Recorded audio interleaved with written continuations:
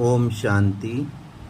आज हमको हमारे प्यारे परमपिता परमात्मा शिव बाबा ने अपने आपस में कैसे प्यार से सबको रहना है, कैसे शुभ भावनाएं शुभकामनाएं देनी है, इसके बारे में बताया है, डायरेक्शन दिया है, जिसे हम सुनते हैं। आज बाबा ने कहा, बच्चे, यह जो आपका ईश्वरीय परिवार है, यह विशेष आत्माओं का परिवार है। तो विशेषताओं से संपन्न आत्मा को ही विशेष आत्मा कहेंगे। इसलिए अब आप सबको हर एक आत्मा के गुणों को ही देखना है। देखो बच्चे, बाप आप सबके आपसी स्नेह से प्रत्यक्ष होगा, तो अब परिवार की हर आत्मा को समीप लाओ और उनके अंदर जो पुराने स्वभाव संस्कार थोड़े बहुत बचे हैं, उसे इग्नोर कर उनको केवल विशेष आत्मा समझ उनके संबंध में आना है। और वैसे भी आप जो आधार मूर्त हो, तो आपकी शुभ भावना शुभ कामना अर्थात संकल्पों की शक्ति से वह परिवर्तन हो, अपनी अपनी विशेषताओं के स्मृति स्वरूप बनेंगे।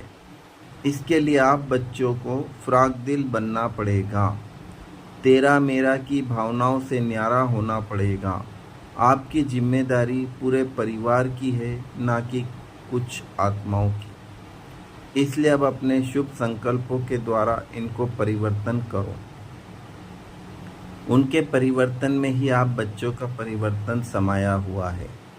जितना जितना आपका आत्मिक दृष्टि का अभ्यास बढ़ता जाएगा, उतना ही आप सबके कल्याणकारी बनते जाओगे। जो आपके संबंध संपर्क में आने वाली आत्माएं हैं और शिव बाबा की शिक्षाओं को प्रैक्टिकल लाइफ में यूज कर रही हैं, वह सब आत्माएं आपके ही परिवार की हैं। इसलिए अब आप उन आत्माओं के प्रति भी ऊंची दृष्टि रखो।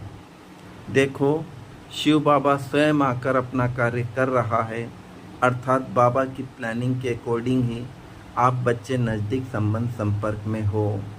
तो अब तेरा मेरा की भावना को छोड़ हर आत्मा को आप समान समझ उनके प्रति कल्याण की भावना रखो। बस बाबा पर 100% निश्चय रख।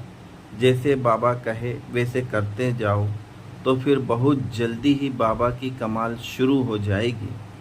बस इसके लिए आपको हर कदम बाप की श्रीमत प्रमाण उठाना है।